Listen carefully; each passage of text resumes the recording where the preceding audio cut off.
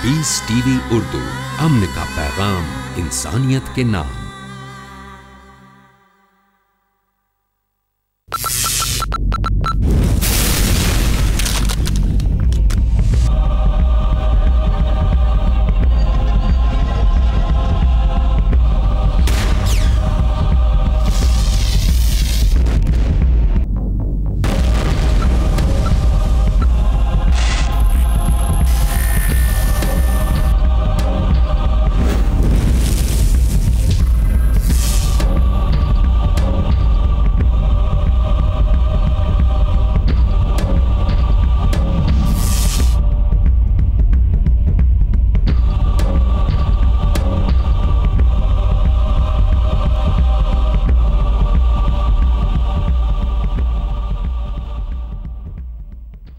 अल्हम्दुलिल्लाह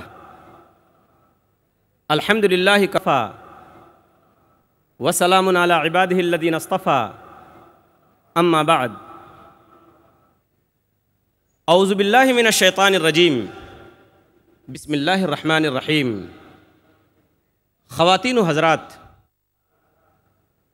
आज की इस अज़ीम व बावक़ार मजलिस में मैं फैज़ुर रहमान नदवी IRF की तरफ से आप सभी आने वाले मेहमानों का दिल की गहराई से इस्तक़बाल करता हूँ। अस्सलामु अलैकुम व रहमतुल्लाहि व बरकातुहू। प्रोग्राम का आगाज़ कुरान पाक की तिलावत से होगा।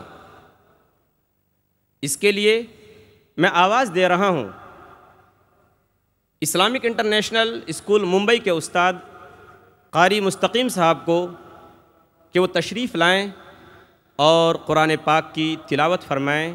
कारी मुस्तकीम साहब। अस्सलामु अलैकुम व रहमतुल्लाहि व बरकातुहू। अऊज़ु बिल्लाहि मिनश शैतानिर रजीम।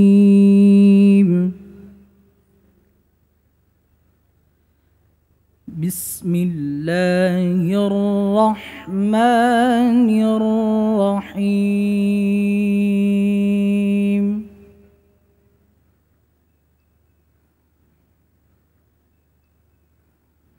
मन क़तल नफ्सन बिग़ैरि नफ्सिन औ फ़सादिन फ़िल अर्दि फ़कअन्नमा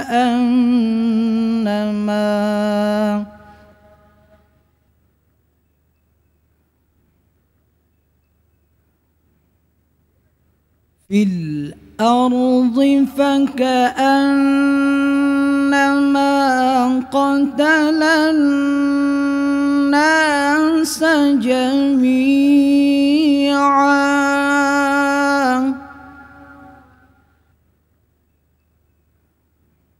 ومن أحياها فكأنما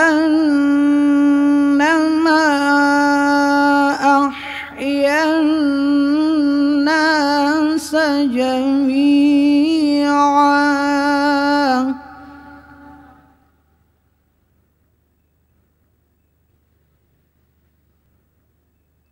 من قتل نفسا بغير نفس أو فساد في الأرض فكأنما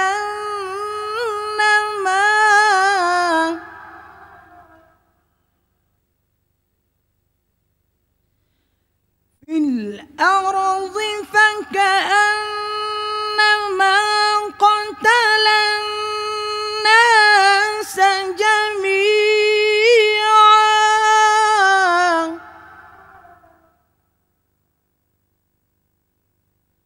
ومن أحياها فكأنما أحيا الناس جميعا।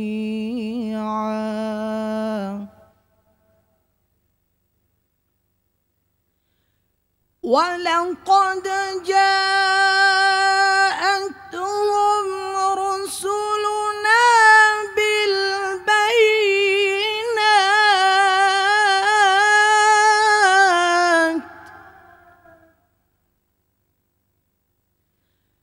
थुम्मा इन्न कसीरम मिनहुम बअद ज़ालिक फिल अर्ज़ि लमुस्रिफून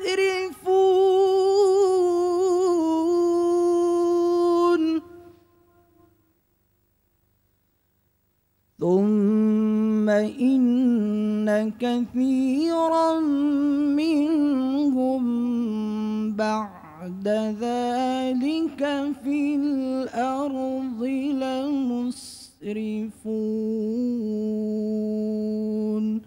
सदक़ल्लाहुल अज़ीम।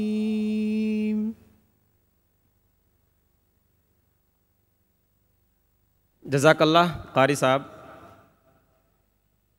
साहब ने सूरह माइदा सूरह नंबर 5 आयत नंबर 32 की तिलावत की है। आइए हम उसका तर्जुमा सुनते हैं। मैं अल्लाह की पनाह में आता हूँ शैतान मरदूद से। अल्लाह के नाम से शुरू करता हूँ जो बड़ा मेहरबान निहायत रहम करने वाला है। जो शख्स किसी को बग़ैर इसके कि वो किसी का कातिल हो या ज़मीन में फसाद मचाने वाला हो कत्ल कर डाले तो गोया उसने तमाम लोगों को कत्ल कर दिया। और जो शख्स किसी एक की जान बचा ले उसने गोया तमाम लोगों की जान बचा ली।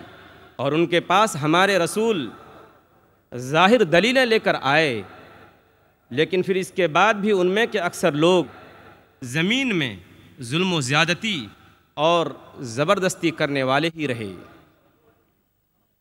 ख़वातीन व हज़रात, आप सब जानते हैं कि अगर चाँद पर मिट्टी डालने की कोशिश की जाए तो वो खुद अपने मुंह पर आ गिरती है। मीडिया ने इस्लाम के ख़िलाफ़ प्रोपेगेंडा किया, कीचड़ उछाला, गलत फहमी और बदगुमानी फैलाई गई और इस्लाम को हर तरह से बदनाम किया गया और इस्लाम पर बहुत सारे एतराज़ात किए गए। ऐसे मौके पर हमारे दरमियान से हमारी कौम का एक फ़र्द खड़ा होता है जो एतराज़ करने वालों को मुंह तोड़ जवाब देता है और ऐसे साइंसी और तशफ़ी बख्श जवाबात देता है कि इस्लाम को बदनाम करने वालों की ज़बानें बंद हो जाती हैं। बल्कि कितने अल्लाह के बंदे ऐसे हैं कि जिनको उनके जवाबात सुनने के बाद इस्लाम लाने की तौफ़ीक़ मिल जाती है। अल्लाह का फरमान है, बल नक़दिफ़ु बिल हक़्क़ि अलल बातिल फ़यदमग़ुहु फ़इज़ा हुवा ज़ाहिक़। जब हम हक़ की चोट बातिल के दिमाग पर मारते हैं तो उसका भेजा निकल कर बाहर आ जाता है। वलकुमुल वैलु मिम्मा तसिफ़ून, और तुम जो ये कहते हो कि इस्लाम मिट जाएगा, बेनामो निशान हो जाएगा, उसके मानने वाले नहीं रहेंगे, तो ये बकवास है। ऐसे जवाबात देने वाले हमारी कौम के जो होनहार फर्जंद हैं वो हैं जनाब डॉक्टर ज़ाकिर नायक साहब। आइए आज हम उस अज़ीम दाई इस्लाम का इस्तक़बाल करते हैं जिनकी तकरीर का उन्वान है, क्या आतंकवाद मुसलमानों की विरासत है। दाई इस्लाम डॉक्टर ज़ाकिर नायक साहब।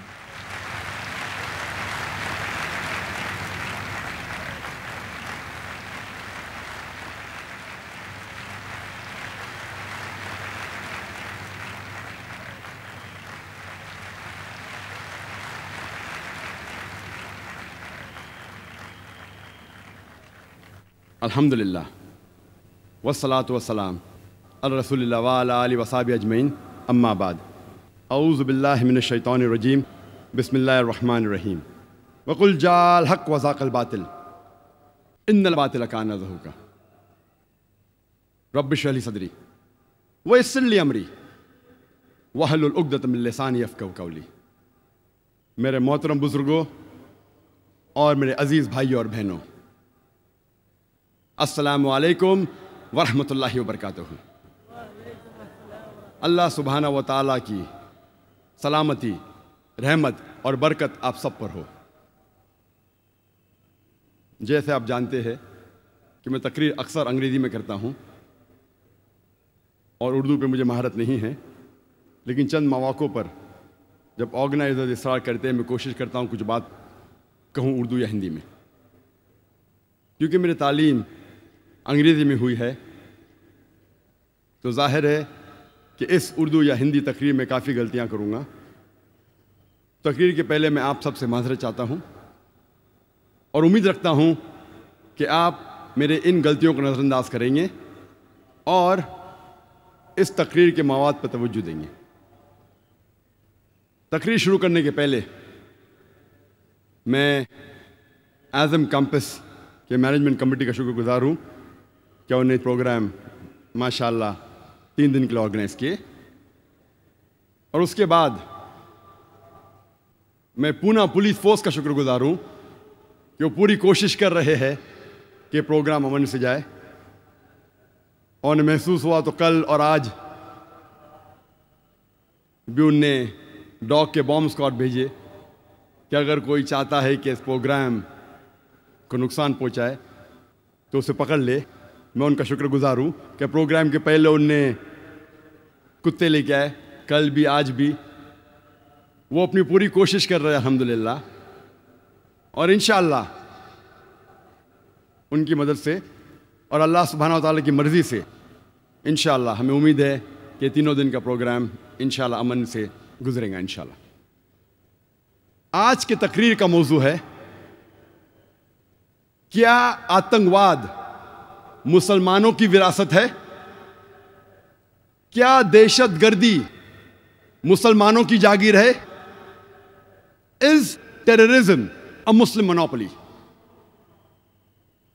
और ये तकरीर सबसे पहली बार मैंने हिंदुस्तान में अंग्रेजी में की थी, बम्बई में 2 साल पहले सितंबर 2006 में, बिल्कुल जो 11 जुलाई 2006 के बॉम्ब ब्लास्ट के 2 महीने बाद जो सीरियल ट्रेन बॉम्ब ब्लास्ट हुए थे बॉम्बे में।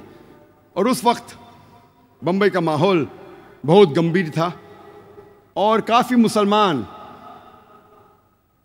फिक्रमंद थे और कई मुसलमानों ने मुझसे दरख्वास्त की कि ऐसे माहौल में ज़ाकिर भाई आप ही तकरीर कर सकते हैं, क्योंकि आप को काफ़ी लोग मानते हैं मुसलमानों में, गैर मुसलमानों में, गवर्नमेंट में। जो इस बात को मैं तस्लीम नहीं करता हूँ, तो अल्लाह सुब्हानहू व तआला है जो भी इज़्ज़त देता है। और दूसरी तरफ कई बॉम्बे के सीनियर पुलिस ऑफिसरान मुझसे दरख्वास्त किए कि आप मुसलमानों से खिताब करो माहौल को समझाने के लिए। So I was on the edge of a sword. मुझे 2 तरफा जिम्मेदारियां थी और क्योंकि मैं मुसलमान हूँ अल्हम्दुलिल्लाह, मुझे हक की बात कहना है। तो इस माहौल में सबसे पहली बार मैंने अंग्रेज़ी में तकरीर की, इस टेररिज्म अ मुस्लिम मोनोपोली, 2 साल पहले बम्बई में सितंबर 2006 में शनमुकानंद हॉल में। इंटरनेशनल मीडिया में 2005-2006 में एक बहुत मशहूर जुमला हमेशा टेलीविज़न पे, रेडियो पे, मैगज़ीन पे, न्यूज़पेपर पे हमेशा दोहरा जा रहा था। वो था, हर मुसलमान आतंकवादी नहीं है, लेकिन हर आतंकवादी मुसलमान है। Every Muslim is not a terrorist, but every terrorist is a Muslim. और ये जुमला 11 जुलाई 2006 बॉम्बे ट्रेन सीरियल ब्लास्ट के बाद बॉम्बे में भी मशहूर हुआ। तो इस जुमले ने मुझे तहकीक करने पे मजबूर किया और उस जुमले ने ये तकरीर को जन्म दिया, क्या आतंकवाद मुसलमानों की विरासत है। और क्योंकि हमारा रिसर्च सेंटर है इस्लामिक रिसर्च फाउंडेशन, मैंने रिसर्च की कि चंद सैकड़ों सालों में जितने आतंकवादी हमले हुए, मैंने उन पर रिसर्च की और तहकीक करने की कोशिश की कि ये जुमले में कितनी सच्चाई है, जो मैं आज आपके सामने पेश करूंगा। सबसे पहले मैंने ये जानने की कोशिश की कि आतंकवाद का डेफिनेशन क्या है। What is the definition of the word terrorism. और बहुत तहकीक करने के बाद यह पता लगा कि आतंकवाद का माना जो है वो बहुत पेचीदा है और मुख्तलिफ है। आतंकवाद को डिफाइन करना नामुमकिन के बराबर है, क्योंकि यह डेफिनेशन, यह माना हर वक्त बदलता है depending upon the geographical location, depending upon the historical background. इलाके के एतबार से यह डेफिनेशन बदलता है, तारीख के एतबार से यह डेफिनेशन बदलता है। इसीलिए आतंकवाद, टेररिज्म को डिफाइन करना इज नेक्स्ट टू इम्पॉसिबल, नामुमकिन के बराबर है। लेकिन तहकीक में यह पता लगा कि सबसे पहली बार यह लफ्ज टेररिज्म, आतंकवाद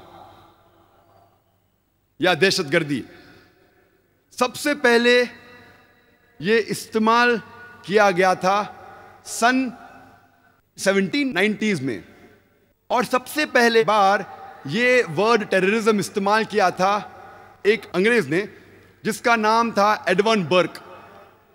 फ्रेंच रेवोल्यूशन के टाइम पे जैकोबिन डोमिनेटेड फ्रेंच गवर्नमेंट को डिस्क्राइब करने के लिए इस्तेमाल किया गया था। और 1793, 1794 में वो दौर कहलाया जाता था द रेन ऑफ टेरर, दहशत का दौर। और मैक्सिमिलियन रॉबस्पियर ने, कहा जाता है, क्या 5 लाख से ज्यादा द एनिमीज ऑफ स्टेट, देश के दुश्मनों को जो वो कहता था, उनको पकड़ लिया, 40,000 से ज्यादा का कत्ल किया। गिलोटीन में सिर को काट देना। 2 लाख से ज्यादा लोगों को डिपोर्ट किया, देश के बाहर कर दिया। 2 लाख से ज्यादा को भूख के मारे मौत के घाट उतार दिया। तो सबसे पहली बार ये ब्रिटिश स्टेट्समैन एडवर्न बर्क ने इस्तेमाल किया था फ्रेंच रेवोल्यूशन के टाइम पे फ्रेंच गवर्नमेंट को डिस्क्राइब करने के लिए मैक्सिमिलियन रॉबस्पियर को। जब हम आतंकवादी हमले की तहकीक करते हैं तो पता लगता है वक्त नहीं है कि सारे सैकड़ों सालों के बारे में तकरीर करूं मैं, पूरा दिन भी देंगे तो कम होगा। चंद मौके पेश करूंगा आप लोगों के सामने। 1881 में किंग अलेक्जेंडर II, सार अलेक्जेंडर II ऑफ रशिया, जब सेंट पीटर्सबर्ग के सड़क पे जा रहे थे गाड़ी में, एक जोर का धमाका होता है और वो गाड़ी के बाहर निकलते हैं। वो गाड़ी जो बुलेट प्रूफ कार थी, जो नेपोलियन I ऑफ फ्रांस ने उन्हें दी थी, जब वो गाड़ी के बाहर निकलते हैं फौरन और एक धमाका होता है और उनके ऊपर हमला होता है और उनका कत्ल हो जाता है। वो आदमी का नाम जिसने किंग अलेक्जेंडर II, सार अलेक्जेंडर II ऑफ रशिया का कत्ल किया, उसका नाम था इग्नेसी। वो एक पोल था बर्बक्स का, वो गैर मुस्लिम था। सन 1886 में हेमार्केट स्क्वायर शिकागो में एक लेबर रैली में, बड़ा जुलूस था लेबर का, उसके अंदर एक बम फेंका जाता है पुलिस के ऊपर और पुलिसमैन डीगन मर जाता है। फौरन पुलिस और लोगों में झगड़ा हो जाता है और इस झगड़े में 7 पुलिसमैन और मारे जाते हैं और कुल मिला के 12 की हत्या होती है। और इसके जिम्मेदार थे 8 अनार्किस्ट। 8 के 8 गैर मुस्लिम थे, मुसलमान नहीं थे। 6 सितंबर 1901 में यूएस प्रेसिडेंट जो उस टाइम था, विलियम मैकिनली, उसकी हत्या होती है। He is assassinated. 2 बार गोली मारा जाता है। गोली मारने वाले का नाम था लियोन। वो एक अनार्किस्ट था, गैर मुस्लिम था, मुसलमान नहीं था। 1 अक्टूबर सन 1910 में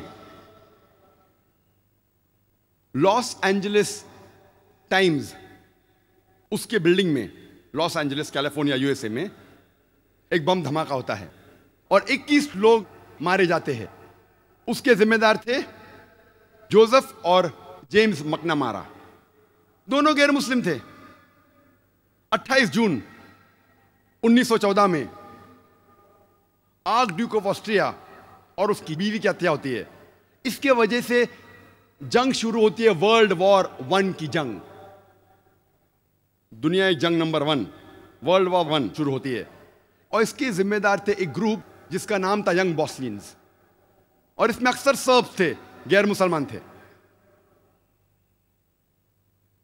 16 अप्रैल 1925 में सेंट नेडेलिया चर्च, जो बल्गेरिया के कैपिटल सोफिया में था, वहां एक बम धमाका होता है और 150 लोग की हत्या होती है और 500 से ज्यादा घायल होते हैं। यह बल्गेरिया की हिस्ट्री में सबसे बड़ा आतंकवादी हमला था।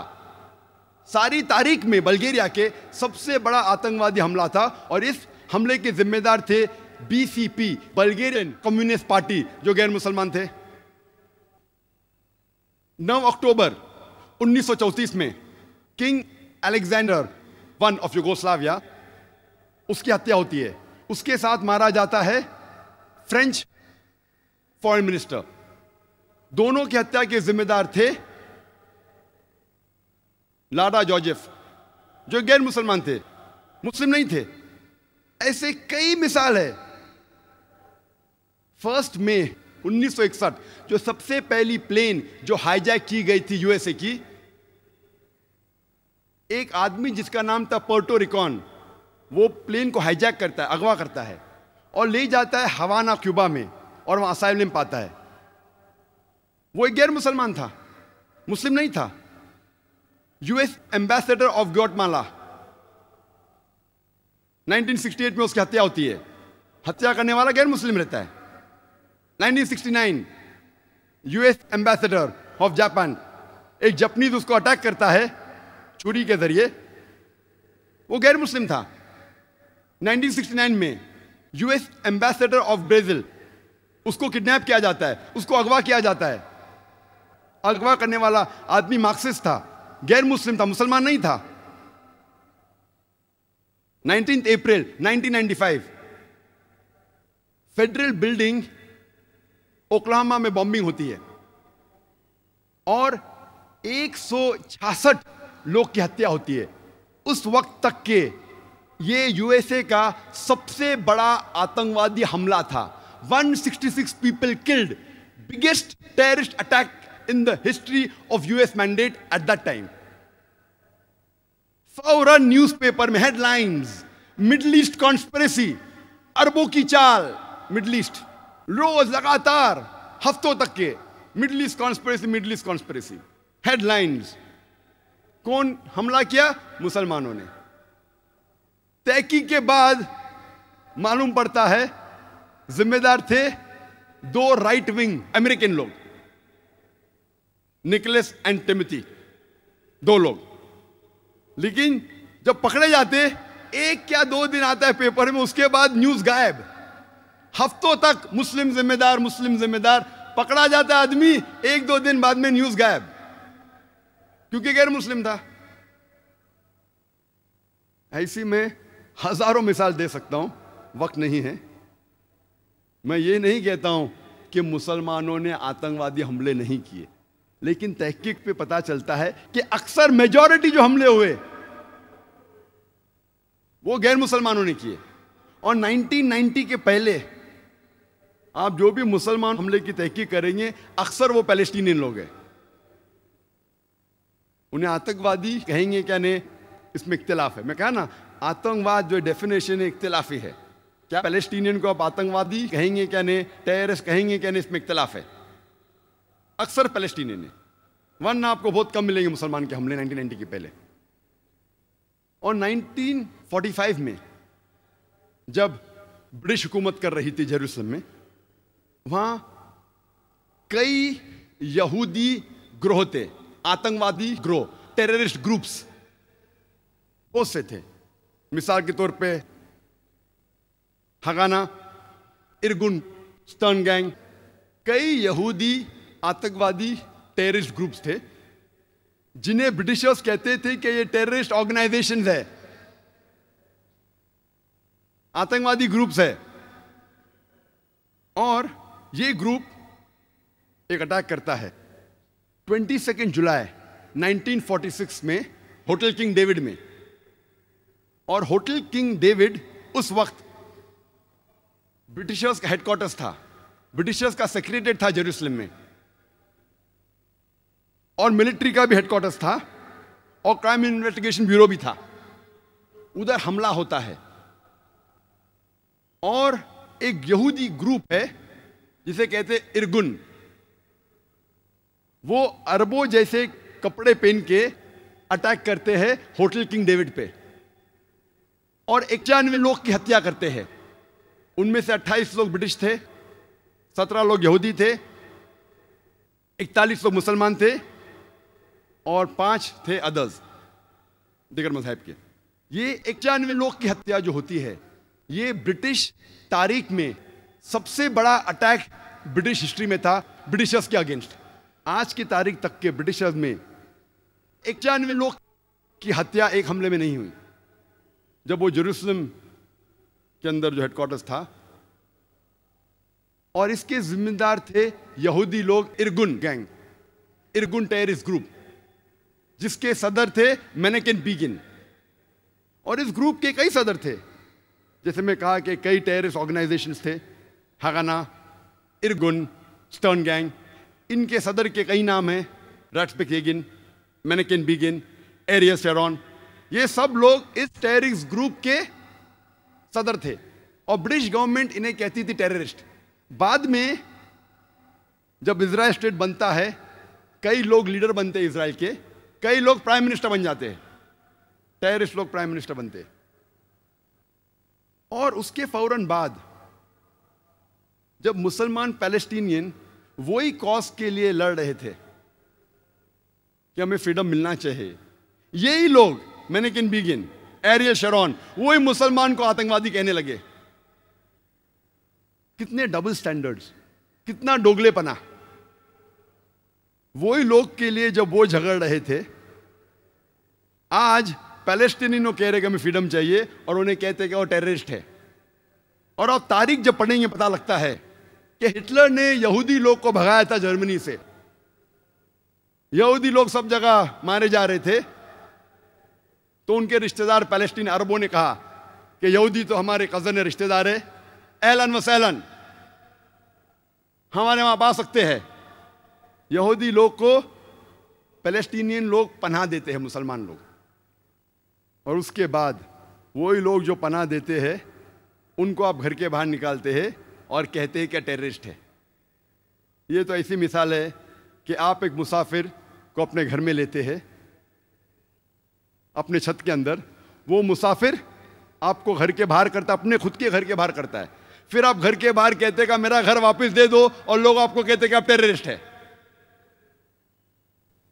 और जब आतंकवादी हमले की हम तहकीक करते हैं, पता लगता है कि जर्मनी में 1968 टू 1992 में एक ग्रुप थी, बादर मैनहॉफ, जो एक टेररिस्ट ग्रुप थी। कई टेररिस्ट हमले किए उनने। इटली में एक टेररिस्ट ग्रुप का नाम था रेड ब्रिगेड, जिसने कई आतंकवादी हमले किए इटली में। और 1978 में Italian prime minister premier Aldo Moro को अगवा किए और 55 दिन बाद उसकी हत्या की। ये गैर मुस्लिम थे, मुसलमान नहीं थे। इसी तरीके की एक टेररिस्ट ऑर्गेनाइजेशन, आतंकवादी ग्रोह जापान में था, जिसे कहते थे जापानीज रेड आर्मी। और इनने कोशिश की कि नर्व गैस के जरिए एक टोक्यो के ट्यूब स्टेशन में हजारों की हत्या करने की, लेकिन लोग बच गए। सिर्फ 12 लोग मारे गए। उनने नर्व गैस डाली टोक्यो के सब स्टेशन में, सिर्फ 12 लोग मरे और 5700 घायल हुए। सेम चीज योकोहामा में किया। ये ग्रुप जो थी, ये ओम श्रिंक्यो की ग्रुप थी, जो एक बुद्धिस्ट कल्ट है। ये बुद्धिस्ट थे, मुसलमान नहीं थे। ऐसी आप कई मिसाल पेश कर सकते हैं। यूके में हम जानते हैं कि सबसे खतरनाक टेररिस्ट अटैक और सबसे ज्यादा जो टेररिस्ट अटैक किए वो है IRA ने, आयरिश रिपब्लिकन आर्मी। ये एक कैथलिक ऑर्गेनाइजेशन है, क्रिश्चियन ऑर्गेनाइजेशन है, ईसाई टेररिस्ट ऑर्गेनाइजेशन है। लेकिन कभी भी यूके मीडिया में आपको ये नहीं मिलेगा कि कैथलिक टेररिस्ट ग्रुप, कहा जाएगा IRA, आयरिश रिपब्लिकन आर्मी, क्योंकि वो मुसलमान नहीं है। अगर मुसलमान कुछ गलत काम करते हैं तो नाम आता है का मुस्लिम टेररिस्ट। बाकी कौन गलत काम करता है तो उसे इलाके से जाना जाता है। मुसलमान चाहे USA में हो, सऊदी में हो, यूके में हो या इंडिया में हो, तो मुसलमान जैसा पहचाना जाता है। अच्छे काम किए तो कहेंगे इंडियन ने अच्छे काम किया, मुसलमान ने नहीं। इंडियन को नोबेल प्राइज मिला, मुसलमान को नहीं। तो डबल स्टैंडर्ड्स क्यों? और ये जो ऑर्गेनाइजेशन है आयरिश रिपब्लिकन आर्मी, वो खुसूसन कैथलिक ऑर्गेनाइजेशन है, इसीलिए झगड़ा कर रही है प्रोटेस्टेंट के साथ और कई सालों से कर रही है। 100 से ज्यादा टेररिस्ट अटैक किए उनने। 1972 में 22 फरवरी में एल्डरशॉट में उनने बम का धमाका किया, जिसमें 7 लोगों का कत्ल हुआ। 21 जुलाई 1972 बेलफास्ट शहर में ये IRA ने और एक बम धमाका किया, जिसमें 11 लोग का कत्ल हुआ और 130 घायल हुए। 10 दिन बाद 31 जुलाई 1972 में क्लॉडिंग में 3 बम धमाका किए उनने और इसमें 9 लोग की हत्या हुई। 1974 में गिलफोर्ड पब में उनने बम धमाका किया, जिसमें 5 लोग का इंतकाल हुआ और 44 लोग घायल हुए। उसी साल 1974 में बर्मिंघम पब में फिर से एक बम धमाका किया, जिसमें 21 लोग का कत्ल हुआ एंड 182 घायल हुए। ये IRA ने 1996 में लंदन में बम धमाका किया, जिसमें 2 लोग का कत्ल हुआ और 100 लोग से ज्यादा घायल हुए। उसी साल 1996 में मैनचेस्टर में एक बम फोड़ा शॉपिंग कॉम्प्लेक्स के बाहर, जिसमें 206 लोग घायल हुए। 1998 में यही IRA ने एक 500 पाउंड का कार बम बर्स्ट किया बैम्ब्रिक शहर में, जूते की दुकान के बाहर, जिसमें 35 लोग घायल हुए और 200 से ज्यादा घर तबाह हुए।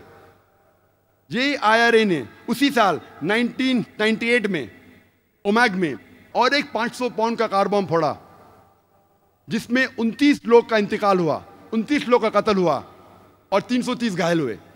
2001 में BBC में फिर से उन्हें बम फोड़ा। IRA के बारे में अगर मैं तकरीर करने लगूं तो एक दिन निकल जाएगा। कैथलिक लोग हैं, लेकिन कहा जाता है IRA, आयरिश रिपब्लिकन आर्मी। इस तरीके से कई मिसाल पेश कर सकता हूं। स्पेन और फ्रांस में एक टेररिस्ट ऑर्गेनाइजेशन का नाम है ETA, जो बहुत से आतंकवादी हमले करते हैं।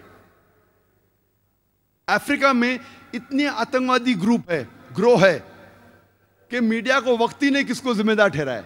इसमें से सबसे खतरनाक है लॉर्ड्स सैल्वेशन आर्मी। ये एक क्रिश्चियन टेररिस्ट ऑर्गेनाइजेशन है, लॉर्ड्स सैल्वेशन आर्मी, और वो छोटे छोटे बच्चे लोग को ट्रेन करती है टेररिस्ट अटैक कमिट करने के लिए। छोटे छोटे बच्चे को ट्रेन करती है आतंकवादी हमले करने के लिए। बहुत खतरनाक ऑर्गेनाइजेशन है, हाई क्रिश्चियन ऑर्गेनाइजेशन, नाम है लॉर्ड्स सैल्वेशन आर्मी। श्रीलंका में हम जानते हैं जो एक बहुत खतरनाक टेररिस्ट ऑर्गेनाइजेशन है, उसका नाम है LTTE, liberation tigers of Tamil इलम, शॉर्ट फॉर्म है तमिल टाइगर्स। हमेशा पेपर में आता है LTTE, तमिल टाइगर्स। कौन है वो? हिंदू लोग है। और जब तहकीक करते हैं हमें पता लगता है कि ये वो लोग हैं जिन्होंने सबसे पहले सुसाइड बॉम्बिंग को मशहूर किया। और एक किताब लिखी अमेरिकन ने, रॉबर्ट पेप ने, जो एसोसिएट प्रोफेसर शिकागो में थे, डाइंग टू विन। उनका रिसर्च था टेररिस्ट अटैक पे, सुसाइड बॉम्बिंग पे। और उनने कहा कि लोग जो इल्जाम लगाते मुसलमान सुसाइड बॉम्बिंग करते हैं, इसकी शुरुआत किसने की, इसको सबसे आम किसने किया, किसने सबसे आम किया इसे।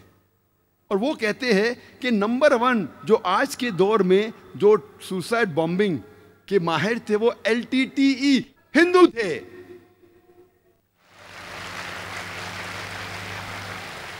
और हम जानते हैं उसकी मिसाल हम जानते हैं कि 21 मई 1991 हमारे प्रधानमंत्री थे प्राइम मिनिस्टर राजीव गांधी को सुसाइड बॉम्ब के जरिए उनका कत्ल किया गया था। एक औरत LTTE ग्रुप की, तमिल टाइगर्स की, अपने जिस्म पे बॉम्ब बांध के छुपा के वो हार पहनाना जाती है उस टाइम के प्रधानमंत्री राजीव गांधी को, और बॉम्ब धमाका करती है और अपने साथ खुद मर के राजीव गांधी को मार के 16 लोग की और हत्या करती है। वो थी एक औरत, हिंदू औरत। लेकिन पेपर में ये नहीं आया कि हिंदू टेररिस्ट अटैक, तमिल लोग ने अटैक किया, हिंदू लोग ने नहीं। क्यों? और रॉबर्ट पेप लिखते हैं कि क्यों मुसलमान को, अगर हिस्ट्री में देखेंगे जितने जंग मुसलमानों की हुई उसके अंदर कोई सुसाइड बॉम्बिंग हुआ क्या पहले? और ये सुसाइड बॉम्बिंग को आम बात में अमेरिकन लोग ने किया। आज लेकिन ब्लेम आता हमेशा मुसलमान पे। ऐसे कई मिसालें। LTTE ने सिर्फ, अगर आप तहकीक करेंगे, लास्ट 16 साल में उन्होंने 157 टेररिस्ट अटैक्स किए। अभी हम आते हैं हमारे देश हिंदुस्तान में। हमेशा मीडिया में पढ़ेंगे हम, कश्मीरी मिलिटेंट, मुस्लिम टेररिस्ट। मैं ये नहीं कहता हूं कि मुसलमान ने आतंकवादी हमले नहीं किए, कोई भटके हुए मुसलमान हैं जो किए होंगे, मैं ये नहीं कहता हूं कभी नहीं किए, ये बिल्कुल गलत होगा। लेकिन मीडिया में जब फ्रंट पेज पे आएंगे अक्सर मुस्लिम टेररिस्ट, जैसे बाकी टेररिस्ट कौन है ही नहीं, इस देश में सिर्फ मुसलमान ही टेररिस्ट है। जब तहकीक करते पता लगता है कि सिख टेररिस्ट भी है, बिंदरवाला ग्रुप। और ये सिख टेररिस्ट ने 5 जून सन 1984 में उन्हें गोल्डन टेम्पल को कब्जा किया। इंडियन आर्मी फोर्स जाती है, उनको बाहर निकालती, 100 लोग की हत्या होती है। उसके चंद महीने बाद 31 अक्टूबर सन 1984 में उस टाइम के प्रधानमंत्री राजीव गांधी की माता श्रीमती इंदिरा गांधी की हत्या होती है। उसकी खुद की सिक्योरिटी गार्ड उसकी हत्या करते। आता है पेपर्स में, security guard assassinated Shrimati Indira Gandhi. कौन था? सिख था। आज भी आप वेबसाइट पे जाएंगे, आपको यह नहीं मिलेगा कि सिख टेररिस्ट ने अटैक किया। Personal body guards of Shrimati Indira Gandhi ने उसकी हत्या की। आप असम में जब जाएंगे, असम में एक टेररिस्ट ऑर्गेनाइजेशन है ULFA, United Liberation Front of Assam. बहुत खतरनाक है। उनका मेन मकसद है, वो हिंदू ऑर्गेनाइजेशन है, हिंदू आतंकवादी ग्रुप है। उनका मेन मकसद है कि मुसलमान को मारना, मुसलमान की हत्या करना। और आपको पता है कि चंद सालों में उल्फा, सिर्फ उल्फा ने, ये 2 साल के पहले का स्टैटिस्टिक्स है, अभी अपडेट नहीं किया हूं मैं, 2006 तक के उल्फा ने 749 टेररिस्ट अटैक्स किए। There is no other terrorist organization in the world history who has done 749 terrorist attacks. 749 terrorist attacks ULFA ने किए चंद सालों में सिर्फ। हम पढ़ते ही नहीं पेपर में, हमें पता ही नहीं। मैं जब बॉम्बे में पेपर पढ़ता हूं, पता चलता कश्मीरी टेररिस्ट, मुस्लिम टेररिस्ट। जब मुझे कश्मीर लोग काफ़ी बुला रहे थे तकरीर करने के लिए, और मैं सोच जाऊं क्या नहीं जाऊं, जाऊं क्या नहीं जाऊं। फिर 2003 में सोचता हूं मैं जाऊंगा। अल्हम्दुलिल्लाह वहाँ की गवर्नमेंट पूरा इंतजाम करती है। और 14 साल के बाद सबसे पहली बार खुले आम पोलो ग्राउंड में तकरीर करने की परमिशन देती है। माशाल्लाह 1 लाख से ज़्यादा लोग वहाँ मौजूद होते। मैं सोच रहा था मैं जाऊँ क्या नहीं जाऊँ, हालात बुरे हैं। मौत का तो डर नहीं अल्हम्दुलिल्लाह अल्लाह के काम के लिए, बस सोच रहा था अच्छी फिजा है कहने गया मैं। फौरन गवर्नमेंट ने मुझे 2 पुलिस ऑफिसर दिए स्टैंड गन के साथ। मैं वहाँ गया, तकरीर किया, चीफ मिनिस्टर से मिला, गवर्नर ने मुझे बुलाया डिनर के लिए, ब्रेकफास्ट के लिए, काफ़ी मिनिस्टरों से मिला। हालात तो लग रहे थे, लेकिन मुझे कुछ महसूस नहीं हुआ कि 2 बॉडीगार्ड्स की ज़रूरत थी। चंद महीने बाद मैं जाता हूँ आसाम में, एयरपोर्ट पे उतरता हूँ, उतरते ही 4 पुलिसमैन स्टैंड गन के साथ। 4 पुलिस, असम में क्या जरूरत है?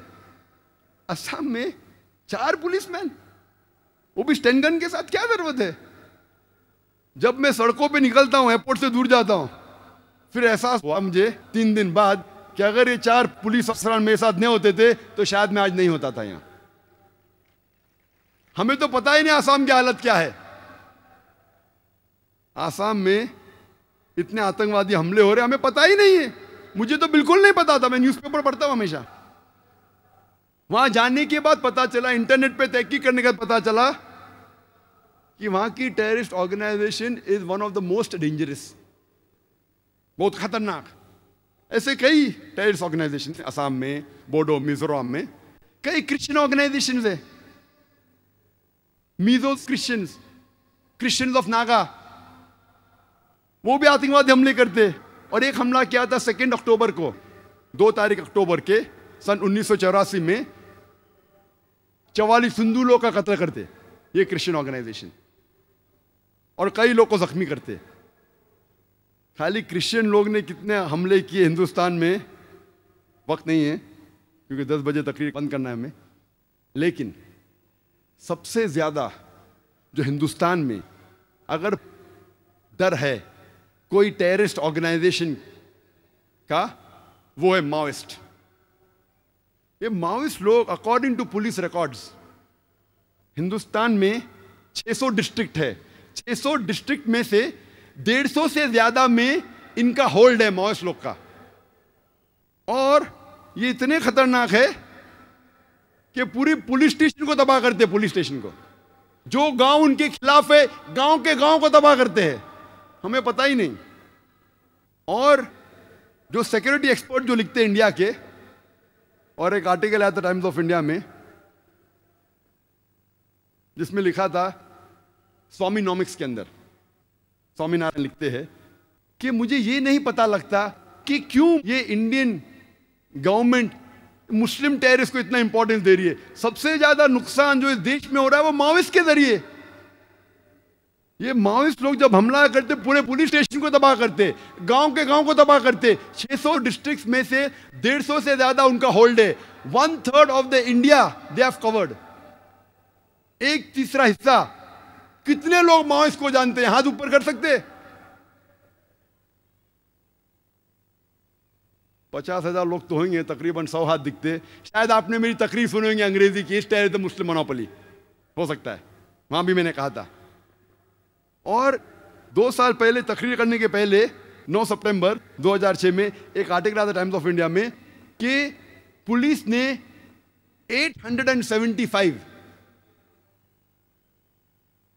875 रॉकेट्स जो माओइस्ट के थे उनको पकड़ लिया। 875 rockets and 30 rocket launchers, 30 rocket launchers, 875 rockets. और वहां का डीजीपी ऑफ आंध्र प्रदेश कहता है कि एक रॉकेट हेलीकॉप्टर को उड़ा सकता है, एक रॉकेट पूरे पुलिस स्टेशन को तबाह कर सकता है। 600 मीटर दूर से, यानी आधा किलोमीटर दूर से बैठ के उस रॉकेट से हमला करे तो पुलिस स्टेशन तबाह हो सकता है, हेलीकॉप्टर तबाह हो सकता है, बिल्डिंग के बिल्डिंग उड़ सकती है। रॉकेट लॉन्चर्स, ये तो पूरे देश पे हमला करने की प्रिपरेशन है। आर्टिकल आएगा, छोटा इनसाइड इंफॉर्मेशन आएंगे, हेडलाइंस पे नहीं आएगा, इनसाइड पेजेस पे आएगा, 9 पेज पे, 7 पेज पे। क्यों? क्योंकि मुसलमान नहीं हो। आप सोच सकते। तो ये स्वामीनाथन कहते हैं कि ये इंडियन गवर्नमेंट ये वेस्टर्न पॉलिसी क्यों इख्तियार कर रही है? सबसे ज्यादा खतरा जो है, उन्हें हजारों लोग की हत्या की है, उनके बारे में उनको फिक्र नहीं, उनको फिक्र है मुस्लिम टेररिस्ट के बारे में। जब हम तहकीक करते हैं आतंकवादी हमले की सारी दुनिया में और इंडिया में भी, हमें पता लगता है और बिला शक हम खुल्लम खुल्ला बिला शक सबूत के साथ हम कह सकते हैं आतंकवाद मुसलमानों की विरासत नहीं है। आतंकवाद मुसलमानों की विरासत ही नहीं है, बल्कि स्पेशलिटी भी नहीं है, खुसूसियात भी नहीं है। इस्लाम में आतंकवाद को बढ़ावा दिया ही नहीं जाता है। इस्लाम डजंट एनकरेज टेररिज्म। इस्लाम कहता है कि आतंकवाद हराम है, terrorism is prohibited, it is हराम।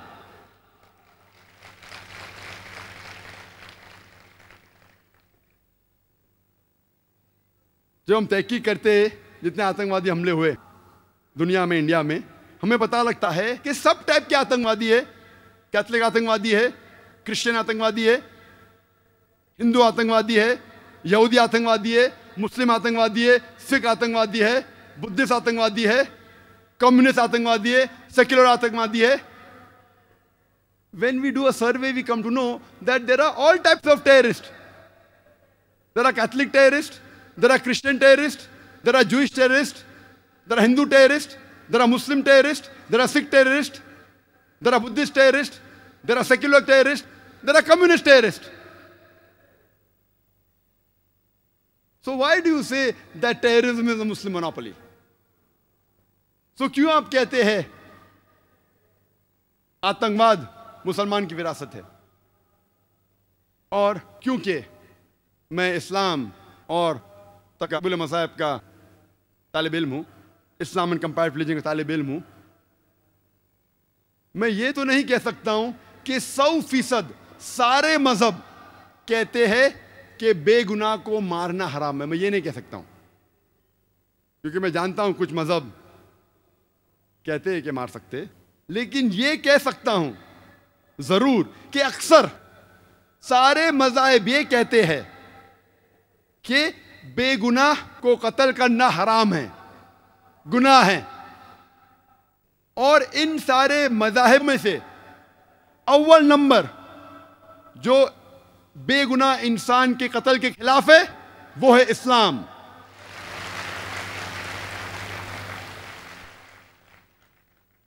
कुरान मजीद में लिखा है सूरह माइदा में सूरह नंबर 5 आयत नंबर 32 में कि अगर कोई भी इंसान, चाहे मुस्लिम या गैर मुस्लिम हो, अगर दूसरे कोई इंसान का कत्ल करता है, चाहे मुस्लिम या गैर मुस्लिम हो, सिर्फ कत्ल के बदले कत्ल, या वो इंसान जो इस धरती पे फसाद फैला रहा है, फितना फैला रहा है, ये दो लोगों के अलावा अगर कोई इंसान दूसरे इंसान का कत्ल करता है तो गोया कि ऐसा है कि सारी इंसानियत का कत्ल कर रहा है।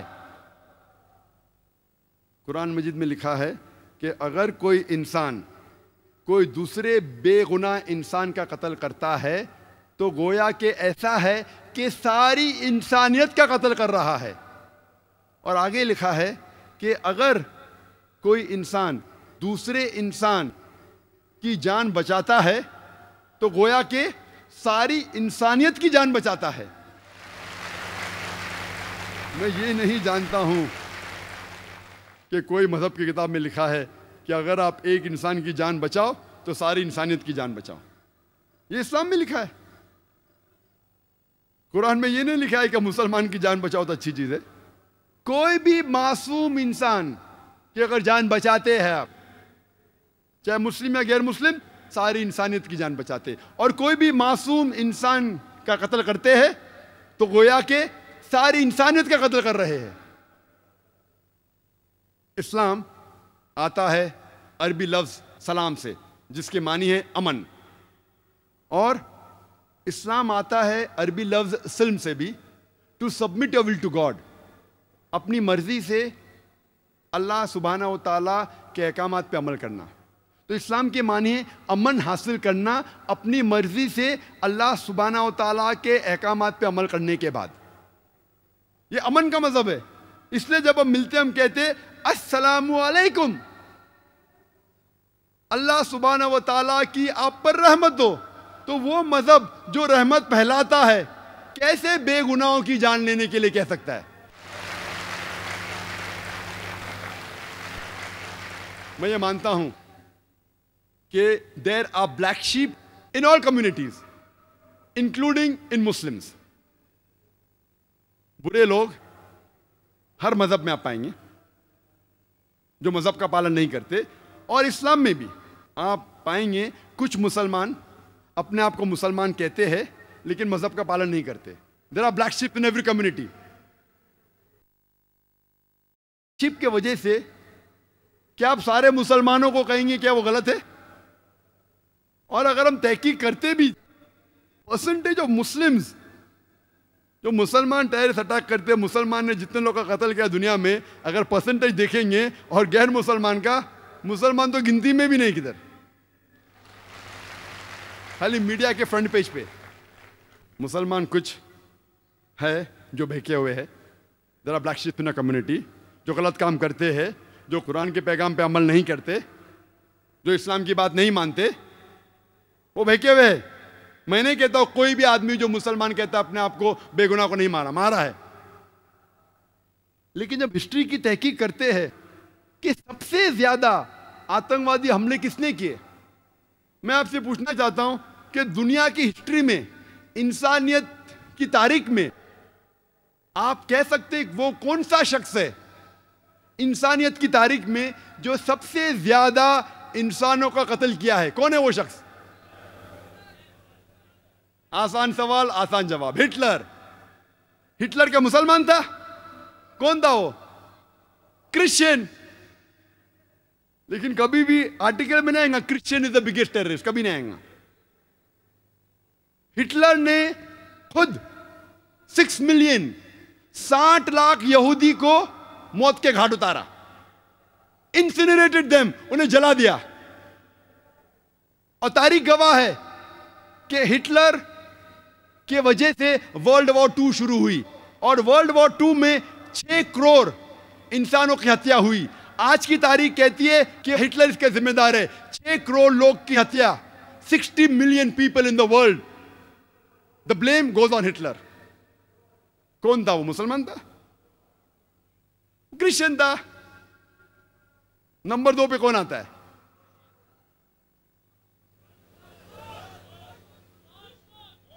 नंबर 2 पे जो आता है वो है जोसेफ स्टालिन। जोसेफ स्टालिन को कहा जाता है अंकल जो। वो यूएसएसआर का था, उसे कहते हैं मैन ऑफ स्टील, लोहे का आदमी। उसके सिर पे 2 करोड़ मासूम इंसानों की हत्या है, 20 मिलियन पीपल। 14.5 मिलियन लोगों को 1 crore 45 lakh 14.5 million human beings ही हैज स्टार्व्ड टू डेथ। उसने भूख के मारे उन्हें मारा। 1 करोड़ 45 लाख, 10 लाख से ज्यादा बेगुनाह इंसानों का कत्ल किया। 9.5 मिलियन 95 लाख इंसानों को देश के बाहर किया। उनमें से आधे लोग मर गए। नंबर 3 पे है माओ सीजंग, चाइनीज। माओ सीजंग, TSUNG कहते हैं माओ सीजंग, वो चाइनीज था। उसके सिर पे 14 मिलियन 1 करोड़ 40 लाख बेगुनाह इंसानों की हत्या है, अक्सर भूख की वजह से, स्टार्वेशन की वजह से, और कई की कत्ल की। ये तीनों मुसलमान नहीं थे। ना हिटलर मुसलमान था, ना जोसेफ स्टालिन मुसलमान था, ना माओ त्से मुसलमान था। उसे कहते चेयरमैन माओ। जो माओइस्ट लोग है ना, माओइस्ट लोग, ये माओइस्ट लोग को नाम मिला माओ से, चेयरमैन माओ से। नंबर 4 बेनिटो मुसोलिनी, जो इटली का था, 4 लाख से ज्यादा लोग मरे और 30,000 से ज्यादा जो इथोपिया में उन्हें कत्ल किए। मैक्सिमिलियन रोबस्पियर, उसने 40,000 लोग की हत्या की और 2 लाख से ज्यादा को भूख से मारा प्रिजन में कैद करके। फरिश तो लंबी है, वक्त नहीं है। उसमें से एक का नाम है, इंटरनेशनल नाम लूं तो इंडियन नाम भी लेना चाहिए ना मुझे। इंडिया में सबसे ज्यादा कत्ल किसने किया? सबसे ज्यादा कत्ल किया अशोका ने। हम तारीख में पढ़ते हैं स्कूल में कि कलिंगा के वॉर में 1 लाख लोग मारे जाते। कब हुई वॉर? 261 BC, 261 सन 261 बिफोर क्राइस्ट, यानी 2270 साल पहले अशोका ने 1 लाख से ज्यादा लोगों की हत्या की। आप सोच सकते हैं 2000 साल पहले पॉपुलेशन कितनी कम थी। जितनी पॉपुलेशन कम, अभी पॉपुलेशन ज्यादा है। कम पॉपुलेशन में 1 लाख को मारना ने आज की तारीख में उसको कितने से मल्टीप्लाई करना, हमें कैलकुलेशन करने पड़ेगा, 10 बार या 100 बार कैलकुलेट करने पड़ेगा। उस वक्त 2270 साल पहले, वो अलग बात है कि बाद में उसको अफसोस हुआ, इतना अफसोस हुआ कि आज आप नोट पे भी उसका आज देखेंगे छापा, अशोका पिलर।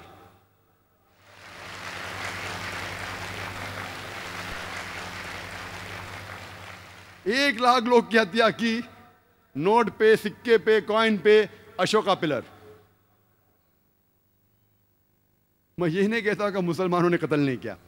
मुसलमान की अगर मैं देखूं कौन सा मुसलमान सबसे ज्यादा कत्ल किया, मैं तहकीक करूं, जो हिटलर के करीब आता है कोई मिलता ही नहीं, जो जोसेफ स्टालिन के करीब आता है मिलता ही नहीं, जो माओ के करीब है मिलता ही नहीं। नाम जो सबसे ज्यादा अगर करूं तो आ जाता है सद्दाम हुसैन। लोग कहते हैं कि उसने 2.5 लाख लोग का कत्ल किया, कुछ कहते हैं कि 5 लाख, कुछ कहते हैं 10 लाख।